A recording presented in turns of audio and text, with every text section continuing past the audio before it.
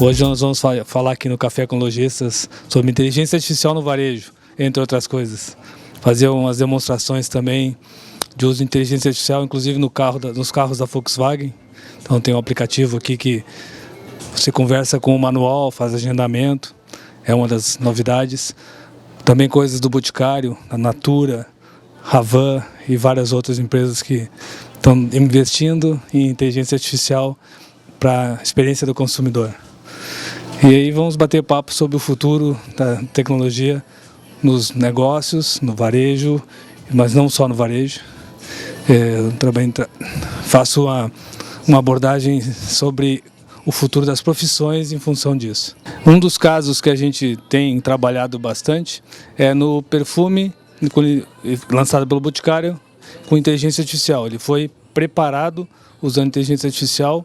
Normalmente o perfume leva bem mais do que um ano para ser feito e nesse caso eles levaram 6 meses fazendo várias combinações de fragrâncias até chegar na fragrância que o perfumista conseguiu perceber que ia ser uma novidade. Usa vários elementos, inclusive leite condensado e pepino, entre outras coisas. Bem interessante esse caso. Tem outros casos também bastante inusitados enquanto uso de inteligência artificial.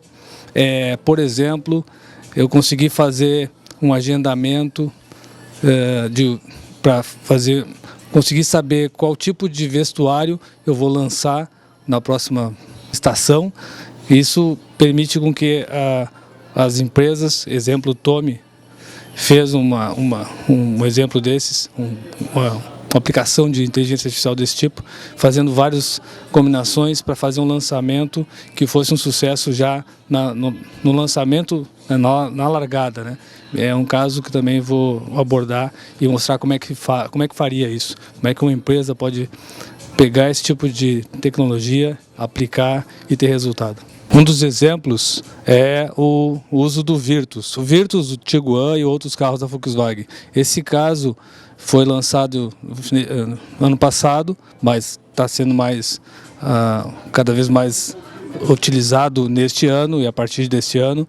A Volkswagen Mundial adotou a partir do Brasil, então foi um caso brasileiro que exportou para Volkswagen Alemanha e depois o mundo todo, para vários carros. Então, aqui, por exemplo, nós podemos conversar com o automóvel. Até então, a gente tinha que procurar alguma coisa no manual. Agora você fala e ele simplesmente responde. Exemplo aqui. Como eu troco um pneu?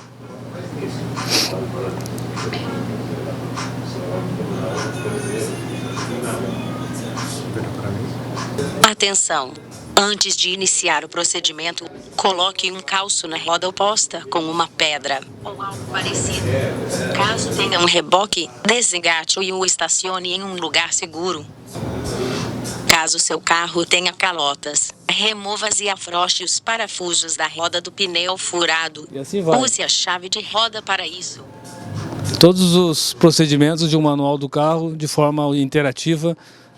A pessoa, então, se tiver inclusive uma luz no painel, pode tirar uma foto, luz amarela no painel.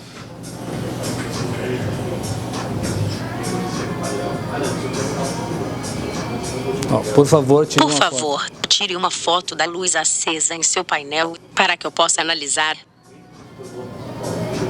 Nesse caso, eu deveria tirar uma foto do painel. Não tenho o painel aqui, fica difícil, né, Diego, para demonstrar. Mas eu tiraria uma foto e ele vai me dizer qual é o tipo de problema que eu possa estar apresentando no carro. O carro pode estar apresentando e me dirigir à concessionária e já fazer o agendamento automático. Esse é um dos tipos de uso de inteligência artificial nesse mercado de varejo e de consumo. Então, pessoal, obrigado. Obrigado ao Cindy Lojas pela parceria, pela oportunidade. Obrigado ao Diego e à sua audiência. Que tenham uma boa tarde, um bom dia, uma boa tarde e uma ótima semana.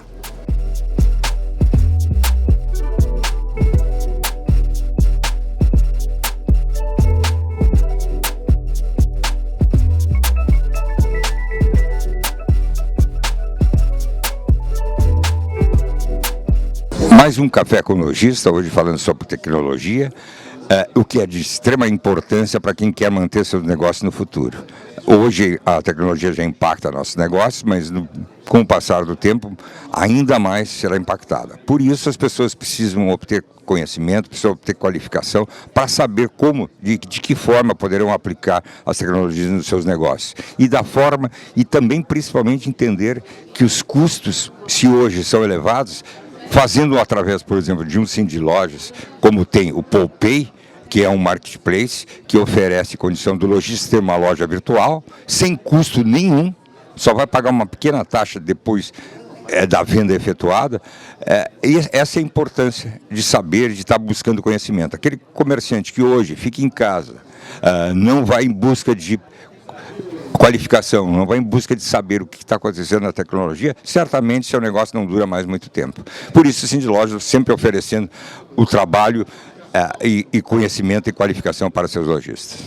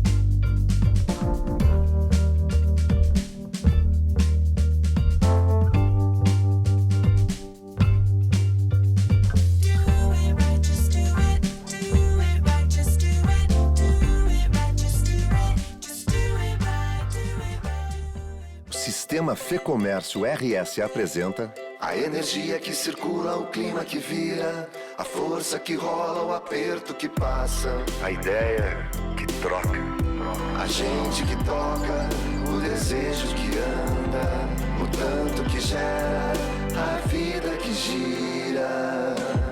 Sistema Fecomércio RS. Com você, a gente faz a economia girar. Com você, a gente faz a vida se movimentar.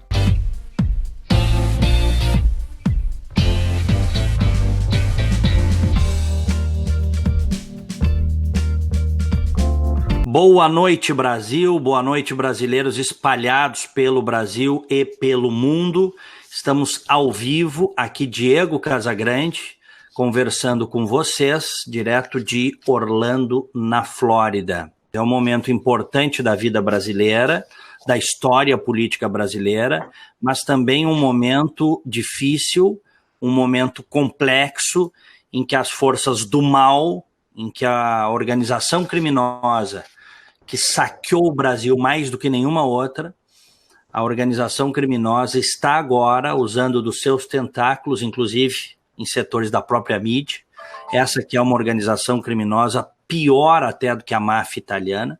Os registros estão aí. A operação Lava Jato, ela já se tornou uma das 3 maiores do planeta de combate à corrupção. Ela já é maior do que a própria Operação Mãos Limpas da Itália. Daqui a pouco eu vou dar alguns números aqui para vocês. E é evidente que os bandidos, que os criminosos, que a organização criminosa que roubou bilhões no tempo do PT, o petismo e seus satélites, que eles querem destruir a Lava Jato, até porque agora vem aí a delação de Antônio Palocci. A gente conhece só 5% da delação, aquilo que vazou no ano passado. A gente não sabe o todo da delação. Mas o que se fala é que a delação do Antônio Palocci arrasa quarteirão. Então, os bandidos estão querendo destruir a Lava Jato. Deixa eu apresentar os convidados de hoje. Advogado José Antônio Rosa, que acabou de sair de uma reunião, de uma palestra, onde ele palestrou no Movimento Parlamentarista Brasileiro. Rosa, boa noite, bem-vindo. Boa noite, Diego. Boa noite, Marcelo. Boa noite aos internautas. É uma grande satisfação, Diego, voltar aqui a fazer as nossas lives e conversar com os nossos amigos todos, né? Os brasileiros que estão preocupados com o país, estão preocupados com a Lava Jato, com o destino da Lava Jato, e com todo esse ataque, né? O sistema, né? A organização criminosa se manifestando, tentando destruir a maior operação feita no Brasil e a maior do mundo, no mundo democrático, né, contra esta organização criminosa que se instalou no Brasil, liderada pelo PT e por aquele vigarista ladrão que está preso lá em Curitiba, tá? E mais um bando de vagabundos que estão aí soltos ainda, que com o Palote eu acho que vai ajudar a botar eles na cadeia. Então, essa turma toda aí, essa escumalha que está querendo atacar não a Lava Jato, mas ao Brasil e ao povo brasileiro. Boa noite, meus amigos. Professor, doutor em administração, Luiz Marcelo Berger, boa noite, bem-vindo. Boa noite, Diego. Boa noite, meu querido amigo Zé Antônio Rosa. Boa noite aos nossos internautas, essa audiência maravilhosa. E eu gostaria de fazer uma manifestação inicial que hoje vamos comentar mais uma vez, né, as surpresas da semana, né? Porque nós temos surpresas, vamos dizer, não exatamente, claro, a gente pode dizer diariamente, mas podemos resumir que a cada semana estoura uma bomba, né? E nesses dias, quando eu estava, logo depois que aconteceu esta nova bomba, né, que já vamos falar sobre ela, eu me lembrei de uma cena clássica lá das palavras da Mommy, né, do Forrest Gump, né, quando ele pergunta para ela, né, Mommy, qual é o meu futuro, qual é o meu destino, né, daí ela diz, eu não sei, I don't know, life is like a box of chocolates, you never know what you're gonna get, né, então, na verdade, nós estamos abrindo mais um box of chocolates, né, uma caixinha de surpresas brasileira. Né? Sem dúvida. Aqui ninguém compra a narrativa dos bandidos que assaltaram o Brasil, viu? Tem gente repercutindo aí, fazendo estardalhaço, é um absurdo, dizendo que Moro, Dallagnol e companhia se tornaram, como é que vamos dizer, suspeitos, né? Isso é mais ou menos como o Al Capone questionar a honradez do Elliot Ness nos Intocáveis, tá? Agora, é só o que falta agora, meus queridos amigos que estão nos assistindo, meus prezados José Rosa, professor Marcelo Berger, uns vagabundos que roubaram o Brasil, assaltaram o Brasil, o chefe da quadrilha está preso em Curitiba, os tesoureiros todos presos, o cérebro do mal dessa organização criminosa no Brasil, porque ela é maior, foi preso de novo agora, apesar dos esforços de alguns lá no STF. O Zé Dirceu está preso de novo, estão todos presos. E aí os caras roubam informações de um aplicativo, que a gente nem sabe se aquilo ali efetivamente é verdade, fazem uma reportagem mequetrefe, uma reportagem vagabunda, tá? Porque esta é a verdade. Olha, eu consigo ler rapidamente, eu tenho essa característica, graças a Deus. Eu li 2 vezes de ontem para hoje. Li ontem, quando saiu, e li hoje de manhã cedo a reportagem do tal de Intercept, esse que adora trabalhar com informações roubadas, tá? Com informações roubadas. Eu não sei qual é a ligação desse Glenn Greenwald aí com ladrões de informações, mas é tudo muito estranho e daqui a pouco nós vamos abordar isso. Eu fiz uma tese, um organograma para explicar o que acontece com a ligação da Rússia, do Snowden, do Greenwald. Fiquem ligados aí que nós vamos abordar aí. Mas é só o que falta, né, Rosa? Hein? Eu não achei nada ali que pudesse colocar sob suspeita a honradez, a hombridade, a ética profissional do juiz Sérgio Moro, do Dallagnol e de qualquer um. Eles estão impressionados que teve uma procuradora que ficou indignada e chateada quando o STF daqui a pouco liberou uma entrevista do Lula, mas qualquer cidadão decente nesse país ficaria indignado. Quem é que não vai ficar indignado? Mas que bom que nós temos procuradores que se indignam com essa bandidagem. E aí, Rosa, vamos começar contigo aí. Diego, você é bem direto, viu?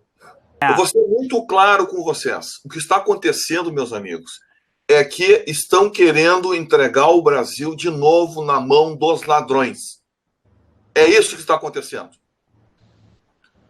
Esses caras, esses vagabundos, esses canalhas que cometeram esse crime de invadir os celulares dos procuradores, certamente foram muito bem pagos para cometer esse crime.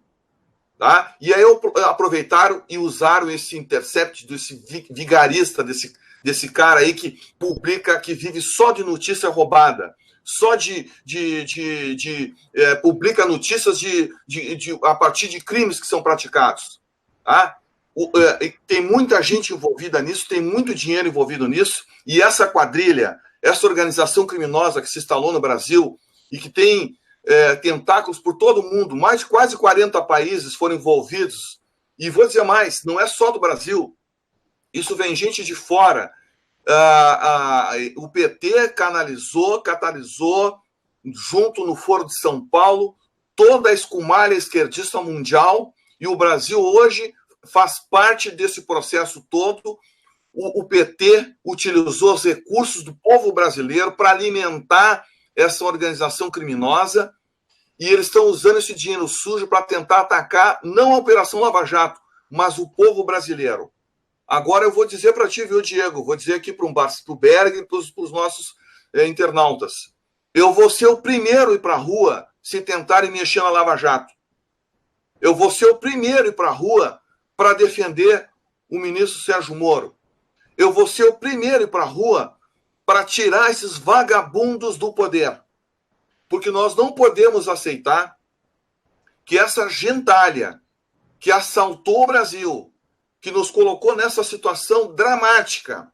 E vou dizer, meus amigos, as consequências do que está acontecendo com o Brasil hoje são impressionantes.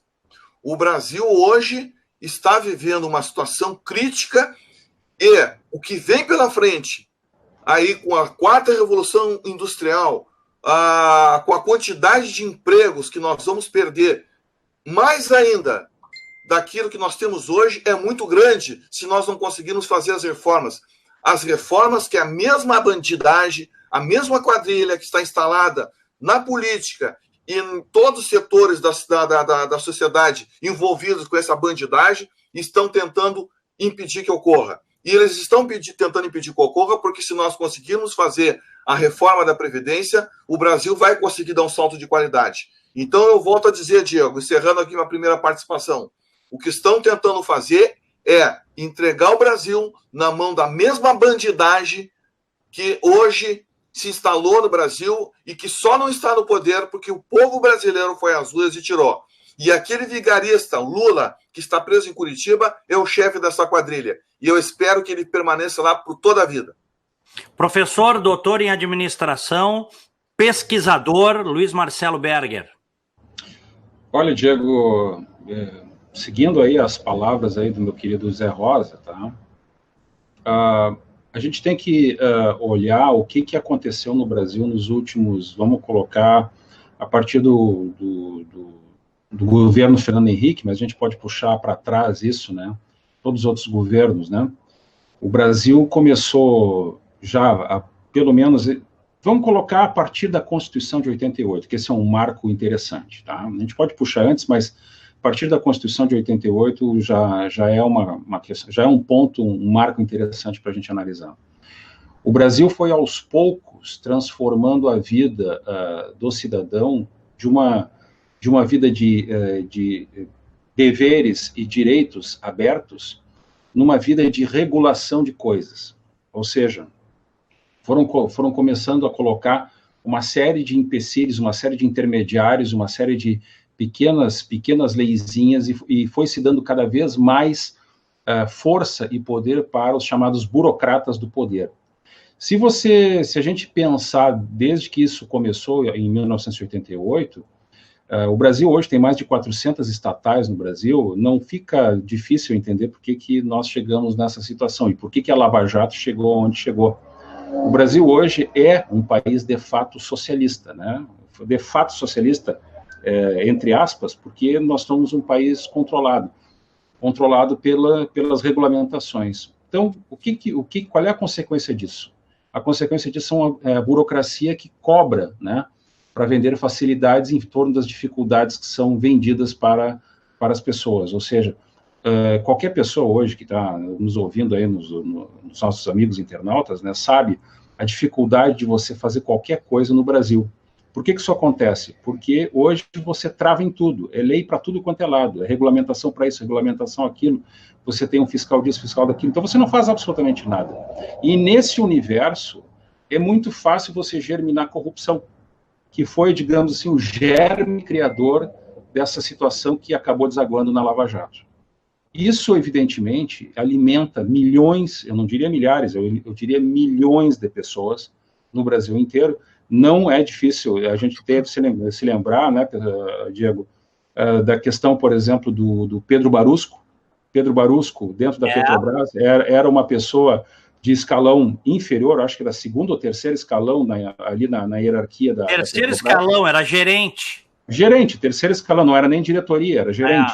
Este cidadão, gente, se vocês não se lembram, nós vamos refrescar a memória, ele tinha em torno de 94, né, Diego, 94 milhões de dólares numa conta... 97 milhões, se não me engano. 97 milhões de dólares que ele pessoalmente gerenciava. Então, nós estamos falando, arredondando aí, em torno de 400 milhões de reais, quase meio bilhão de reais na mão de uma pessoa que estava no terceiro ou quarto escalão de uma empresa como a Petrobras. Então, quando a gente olha em perspectiva esse fato, isso é um fato, isso aí não é uma tese, nós entendemos por que hoje todos os recursos possíveis estão sendo direcionados por esta organização criminosa. Vamos dar nome aos bois: PT, Partido dos Trabalhadores, seu presidente, líder máximo preso, todos os tesoureiros presos, né? O mentor, talvez uma das pessoas mais nefastas que esse país já teve em toda a sua história, um passaporte brasileiro chamado José Dirceu. José Dirceu deveria ser jogado numa latrina e deveria se jogar fora a chave daquela cadeia para ele apodrecer o resto da vida dentro de uma cadeia de uma mente tão maligna, tão sinistra como esse cidadão é.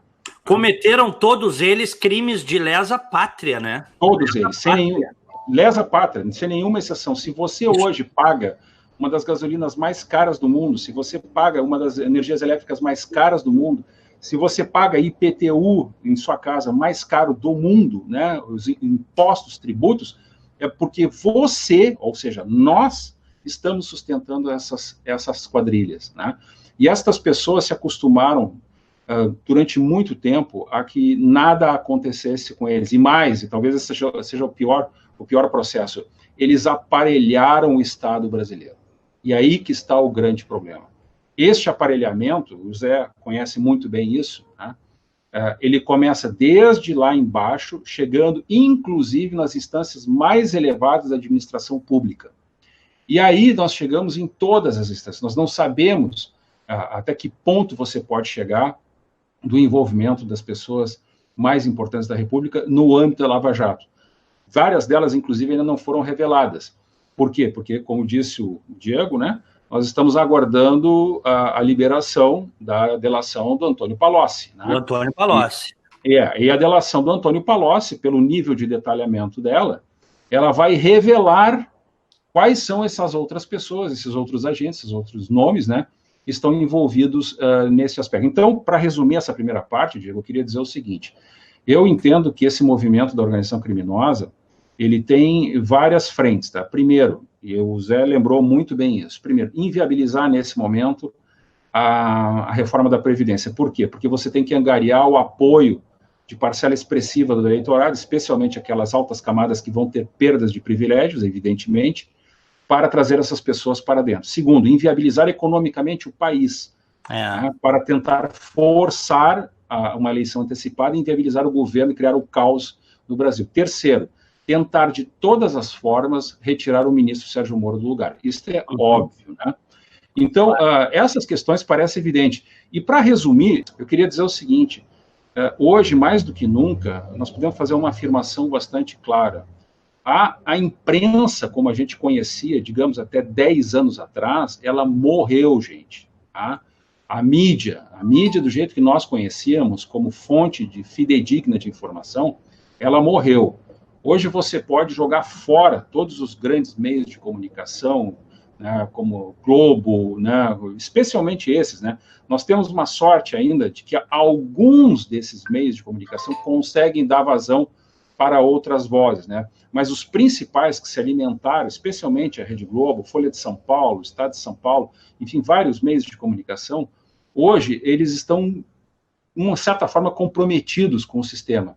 Então, hoje, para resumir a história, é importante que as pessoas, antes de fazer qualquer tipo de avaliação do ponto de vista do conteúdo da matéria, é verificar aonde que essa matéria está sendo publicada. E aí nós chegamos no ponto principal, que é o objeto do nosso papo hoje. Olha, faz a pergunta, professor, eu já volto para o senhor aí que tem uma informação importantíssima. Qual é a pergunta que o senhor ia fazer? Não, pode falar, depois eu volto. Bom, então vamos lá. Olha, tem informação importantíssima. Vejam como são as coisas. É importante, neste momento, você ficar atento ao que eu vou dizer, como funcionam as coisas e por que isso tudo aconteceu ontem à noitinha. Foi colocado no site esse Intercept, do Glenn Greenwald. Hoje, setores da imprensa fizeram um estardalhaço, como se a Lava Jato tivesse cometido profundas violações, o que não é verdade. As conversas que foram divulgadas até agora, que eu nem sei se elas são verdadeiras, eu nem sei, a gente não sabe, porque foi tudo roubado, foi uma invasão criminosa, bandida. Como disse o José Antônio Rosa, quem fez isso não foi um menino de 15 anos tomando guaraná e comendo bolachinha, jogando videogame, hackerzinho. Nós estamos falando de criminalidade internacional, bilionária, com tentáculos espalhados pelo mundo, e cuja face maior era o PT aqui no Brasil. Atenção para a informação que saiu há pouquinho aqui no Antagonista. O ministro Luiz Edson Fachin incluiu na pauta de amanhã, é óbvio, né? Segunda turma do STF, um novo pedido de liberdade de Lula, apresentado hoje pela defesa. Era óbvio.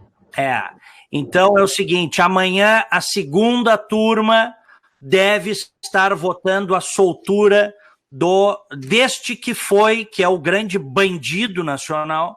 Essa criminalidade toda não teria acontecido no Brasil se ele não tivesse à frente da presidência da República durante 8 anos, não tivesse permitido ele, os seus asseclas, os partidos envolvidos. Então vejam que rapidinho o Supremo Tribunal Federal colocou para votação amanhã a soltura de Lula. Isto é muito grave, meus amigos, isto é gravíssimo, gravíssimo. José Antônio Rosa. Bom, vem confirmar exatamente o que eu falei agora há pouco, né? Há uma conspiração. É isso aí. Para entregar o Brasil na mão dos bandidos. Essa é a verdade. O que me chama a atenção, Diego, e aí a gente vê como as coisas acontecem, não só no Brasil, mas no mundo. Antes do advento das redes sociais, nós podemos perceber que hoje, né, observando isso distante no tempo, a gente pode perceber claramente que nós éramos verdadeiras marionetes, a gente estava dentro de uma espécie de Matrix, né? Porque a imprensa dizia para nós aquilo que nós deveríamos ter como notícia, aquilo que nós deveríamos saber, aquilo que nós não deveríamos saber. E após as redes sociais, o que nós podemos observar? Que nós saímos dessa bolha, dessa matrix, e a partir daí nós começamos a ver o mundo real. E nesse mundo real, Diego, ainda há lapsos, ambientes em que a gente fica enfiado nessa bolha. Por que eu estou fazendo essa colocação? O ministro Barroso deu uma entrevista, eu acho que no início do ano passado, né? Ele deu uma entrevista e disse com todas as letras, sem nenhuma cerimônia, sem nenhum peso, sem nenhum controle da língua, inclusive em tom até de brincadeira, ele deu risada. Ele disse para a jornalista Mônica Bergamo que lá no Supremo Tribunal Federal tinham gabinetes, que na verdade ele falou gabinete no primeiro momento, aí depois a Mônica Bergamo disse assim, mas a acusação que o senhor está fazendo é muito grave, o senhor disse, tem gabinetes, tem gabinetes no Supremo Tribunal Federal que fazem fila para distribuir senhas para liberar corruptos. Essa acusação gravíssima simplesmente passou batido. Ninguém fez absolutamente nada nessa porcaria aqui. Ninguém fez nada. Qualquer país decente, qualquer pocilga, iria simplesmente parar para fazer a investigação. Porque não é possível que na mais alta corte da nação possa se admitir que ministros façam fila em seus gabinetes para liberar vagabundos. E não é qualquer vagabundo que estão liberando. São os maiores vagabundos que esse país já viu. São aqueles vagabundos que estão deixando pessoas morrerem nas filas do SUS. São vagabundos que estão aí colocando milhares de pessoas na fila do desemprego.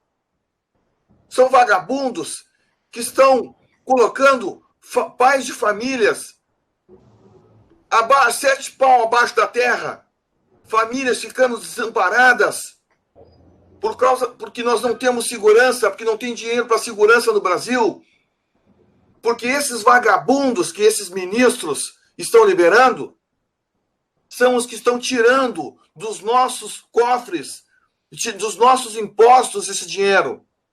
Pois o Brasil não fez nada. Absolutamente nada. Estão querendo atacar o ministro Sérgio Moro, a Operação Lava Jato, os procuradores que estão exatamente querendo moralizar esse país, essa porcaria aqui.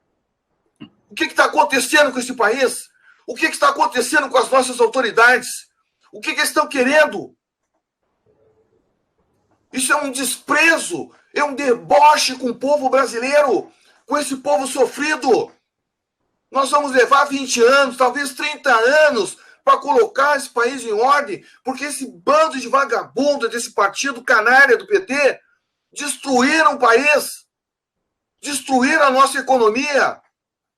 Nós estamos aí com milhares de pessoas na miséria, milhares de pessoas empregadas, milhares de pessoas no subemprego, mais de 800 mil empresas fechadas, quebradas. Nós estamos com recessão no setor industrial.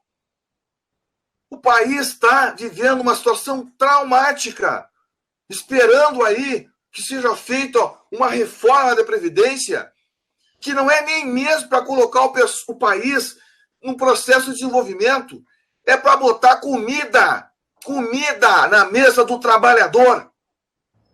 Porque se não fizer essa malfadada, essa porcaria dessa reforma, o que vai acontecer é que não vai entrar dinheiro nesse país, ninguém vai investir nessa porcaria, porque ninguém é louco de investir dinheiro com esse bando de vagabundos, de ladrões que tem nesse país. Principalmente nos altos escalões. Não é possível, meus amigos, não é possível. Nós vamos ter que novamente sair às ruas. Não dá para admitir isso. Nesse país, inverteram as ordens. inverter os valores. Nós estamos defendendo vagabundo no Brasil. Vagabundo tem vez. Amanhã é bem possível que liberem esse vigarista.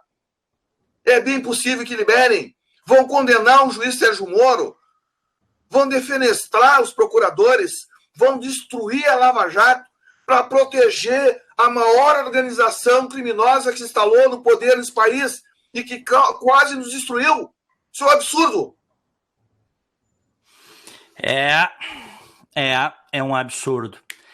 Eu quero saber o seguinte, professor Berger, daqui a pouco nós vamos analisar aí algumas das mensagens, imagina, que estão embasando essa coisa toda, que a gente nem sabe se são verdadeiras, tá? Porque elas foram roubadas.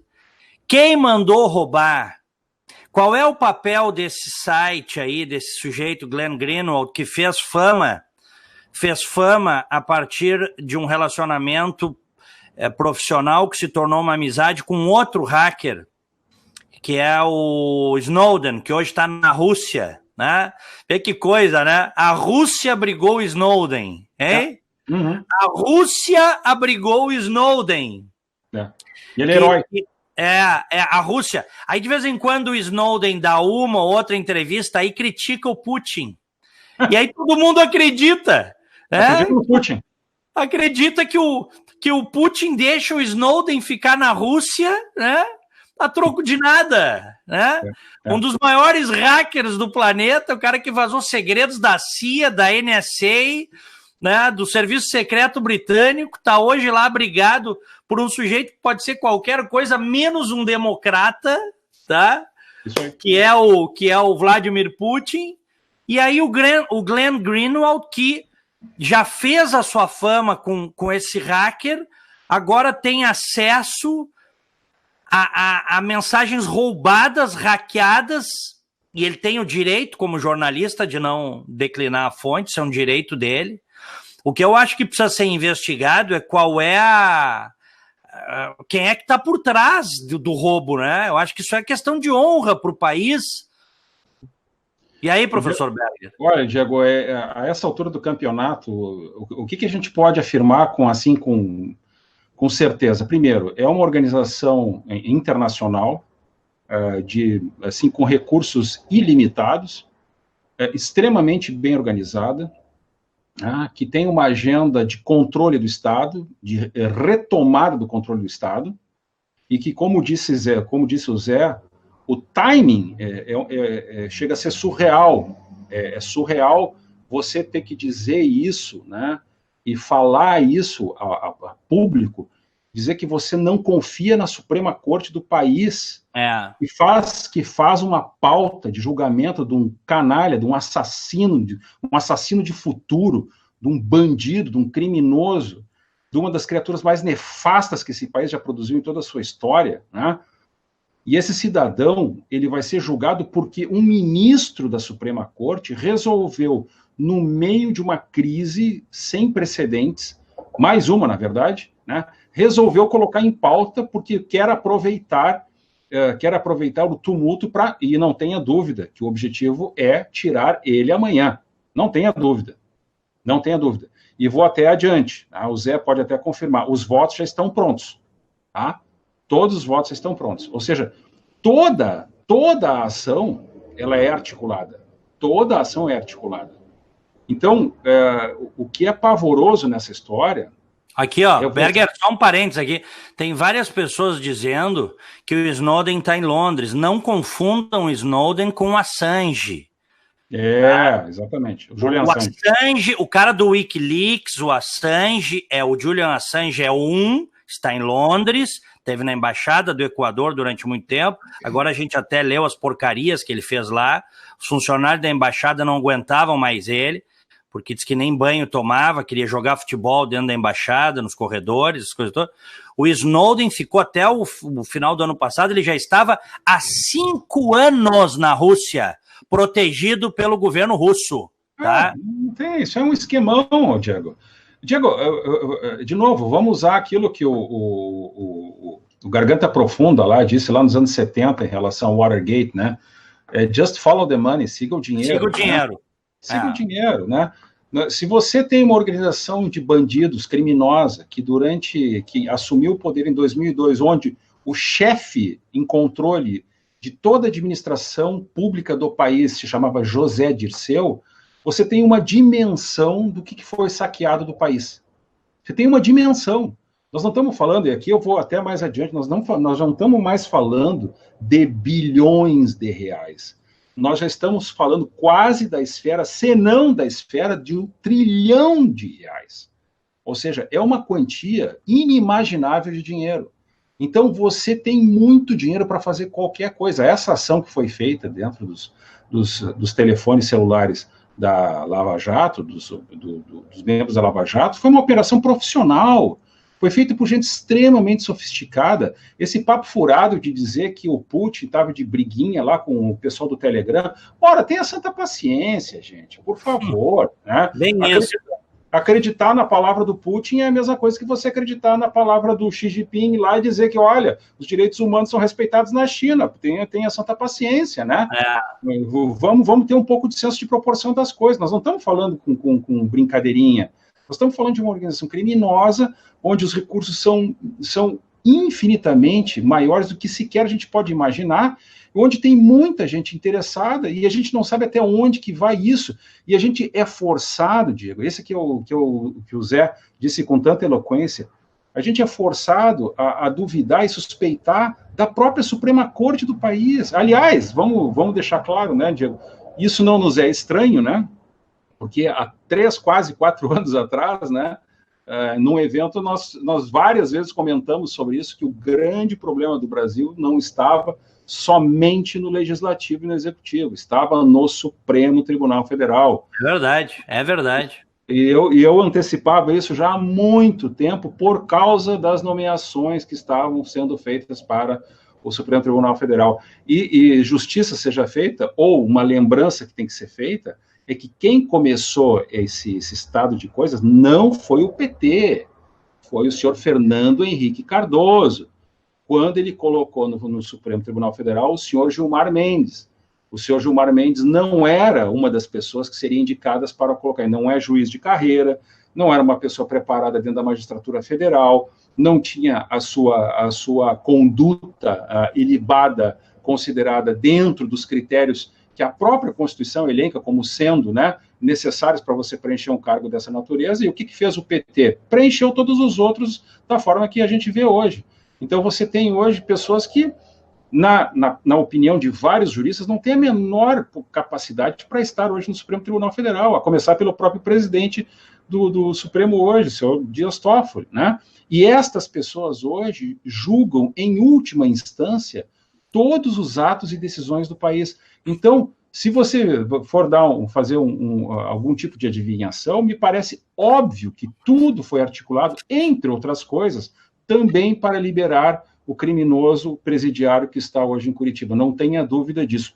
E eu acredito, sim, que ele vai ser libertado amanhã. Tá? Eu acho que a segunda turma, a começar ali, porque a segunda turma hoje... Zé, me ajuda aí. A segunda turma é o Celso de Mello, o Gilmar Mendes e o Lewandowski, não é isso? Exatamente. O Fachin e a Carmen Lúcia. E o Fachin e a Carmen Lúcia. O voto de Minerva ali vai ser o Celso de Mello, exatamente, né? O Minerva, né? Porque, então estamos lá. Exatamente. Eu já estou me enervando, viu? O voto de Minerva já está me enervando. Porque, olha aqui, ó, ele tem feito parte dessa narrativa aí recente. É muito triste isso. É muito triste isso. Então... Olha só. Eu não tinha contradição, né? Eu vou nem falar, porque senão, para não ficar ruim. Zé, só deixa eu vou falar. Mas assim, ó, hoje eu vi 2 ministros, e eles vão colocar em pauta um processo. Se manifestando. Hoje, dois ministros falaram hoje de manhã, se manifestaram sobre essa situação. Tá? O ministro Marco Aurélio e o ministro o Gilmar Mendes. Vejam só, meus amigos, 2 ministros da mais alta corte na nação se manifestaram sobre um crime. Eles deram opinião em cima de um crime que foi praticado. Se chega um jornalista me perguntar se eu sou ministro do Supremo Tribunal Federal...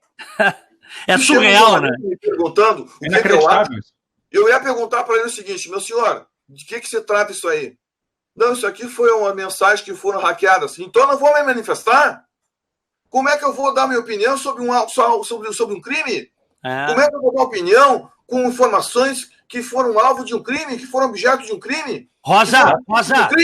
Como é que eu vou me manifestar? Eles são garantistas, mas quando é para beneficiar o PT e os seus amigos, eles não são garantistas.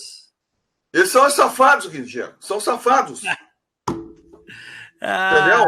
Isso é safadeza, Diego. Isso é safadeza. Diego, eu estava vendo hoje, por acaso, a primeira sessão do Supremo Tribunal Federal na ação penal 470.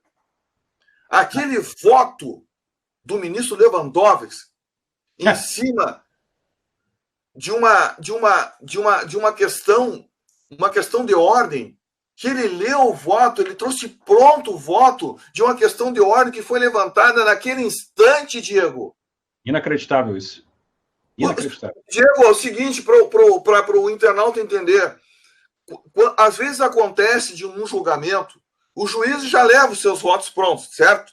Ele já leva o voto. Ele já leva o voto pronto. Quando eles começam a ler aquilo ali, está tudo pronto, tá? Mas, às vezes, durante o julgamento, acontece alguma situação em que o advogado levanta, o Ministério Público levanta uma questão de ordem, que é uma questão incidental, que aconteceu naquele instante, naquele momento. Certo? Só que aí o tribunal, quando é levantada uma questão de ordem, quando é levantado alguma objeção, algum problema no processo, vou ser bem claro nesse sentido, não vou usar termos técnicos, houve um incidente no processo, o tribunal não tem aquilo escrito, certo? Aí, naquele momento ali, os ministros têm que decidir naquela questão, eles têm que superar essa questão para voltar ao julgamento, aquilo que eles já trouxeram pronto e estão lendo.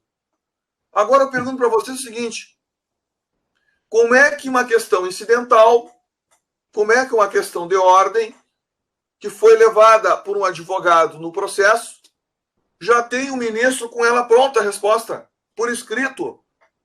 Eu não vou fazer nenhuma conjectura aqui, mas eu acho que vocês entenderam o que eu quis dizer. Então, essas coisas, Diego, e Berger e os internautas aqui, é que não dá mais para aceitar no Brasil. Ninguém mais é trouxa, entendeu? Eles estão tirando a gente para idiota, mas nós não somos idiotas. E é isso que nós temos que mostrar para essa gente. Nós temos que sair às ruas de novo, pessoal. Nós não vamos poder mais voltar para casa enquanto essa gentalha estiver tentando sacanear o país. Porque eles estão sacaneando a cada um de nós, os filhos de vocês. Tem muita gente aí que não vai conseguir botar um filho na escola. Tem muita gente aí que não vai poder ver o seu filho num bom emprego. Sabe por quê? Porque esse país está quebrado. Está quebrado, mas essa gentalha aí está recebendo o seu salário. E não é pouca coisa que eles recebem, não. E não contentes, eles estão permitindo que nos roubem ainda. É isso que nós não podemos aceitar mais. Não dá para aceitar mais esse tipo de coisa. Olha aqui, ó, vamos ouvir o que disse meus prezados José Antônio Rosa, Luiz Marcelo Berger e os amigos que estão conosco. Vamos ouvir o que disse o juiz Sérgio Moro. Vamos ouvir. Para mim, isso é um fato bastante grave, ter havido essa invasão e essa divulgação.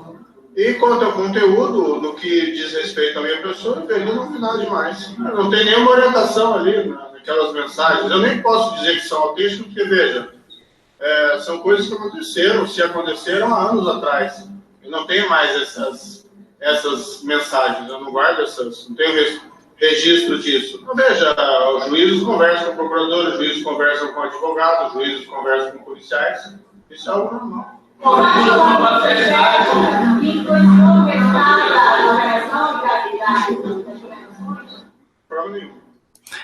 A pergunta era se as conversas influenciaram o resultado, e ele disse de forma nenhuma. Foi exatamente isso. Hoje eu conversei de manhã mais cedo com alguns advogados, até relatei na rádio, e tanto o professor Berger quanto o Rosa são advogados, que é absolutamente natural juízes conversarem com promotores, com procuradores o tempo todo. O que não pode é o juiz ser o titular da ação penal. Isso aí o nosso sistema não permite. Titular da ação penal é o Ministério Público. Agora, do jeito que eles colocam, e que colocaram hoje ao longo do dia, e que essa reportagem mequetrefe desse site Intercept colocou, parece que o juiz precisa virar a cara para o promotor, para o procurador e vice-versa.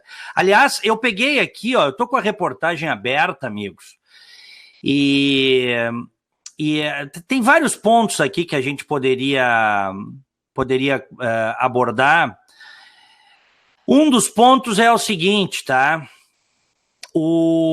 Tem alguns pontos que a gente poderia abordar. Um deles é o seguinte, tá? O Deltan Dallagnol, em determinado momento, olha aqui, ele coloca, usa um chat privado do Telegram para discutir o assunto com o Moro, que o diretor da Odebrecht, o Alexandrino de Alencar, seria solto, tá? Em 2015, este fato, 2015. E aí o Dallagnol manda para o Moro: caro, o STF soltou o Alexandrino, estamos com outra denúncia a ponto de sair e pediremos prisão com base em fundamentos adicionais na cota.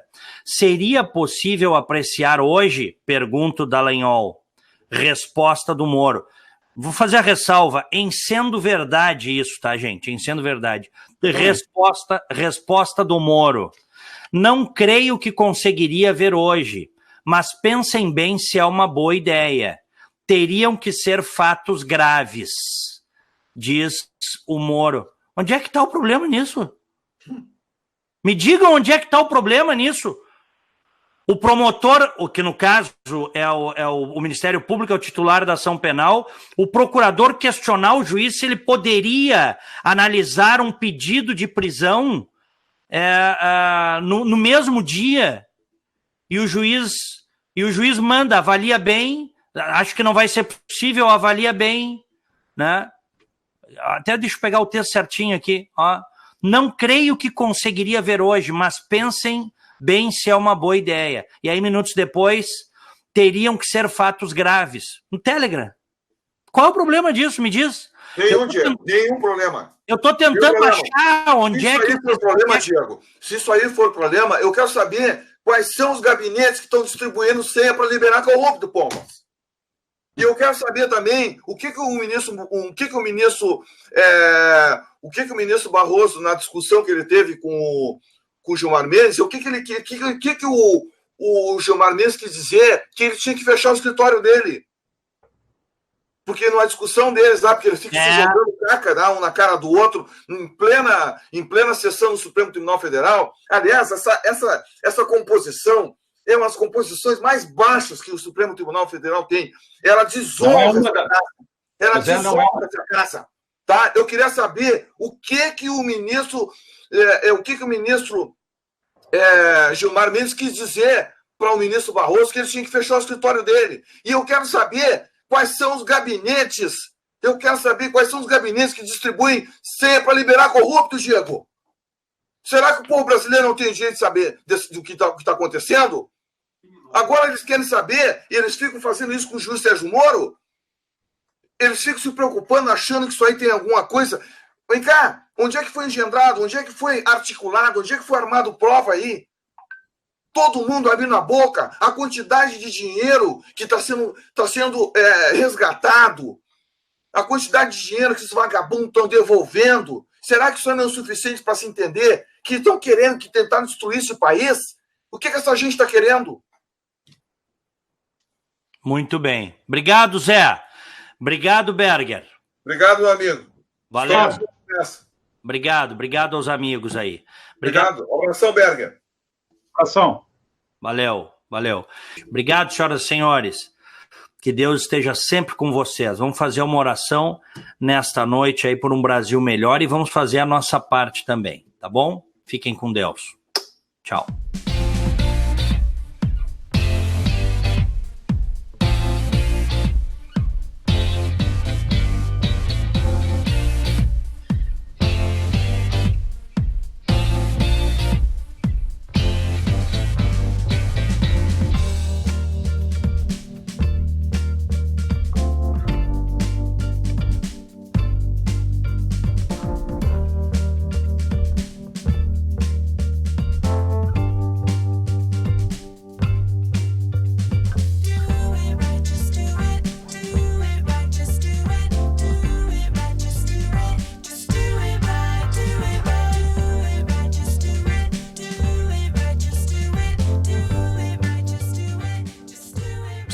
Sistema Fê Comércio RS apresenta a energia que circula, o clima que vira, a força que rola, o aperto que passa, a ideia que troca, a gente que toca, o desejo que anda, o tanto que gera, a vida que gira. Sistema Fê Comércio RS. Com você, a gente faz a economia girar. Com você, a gente faz a vida se movimentar.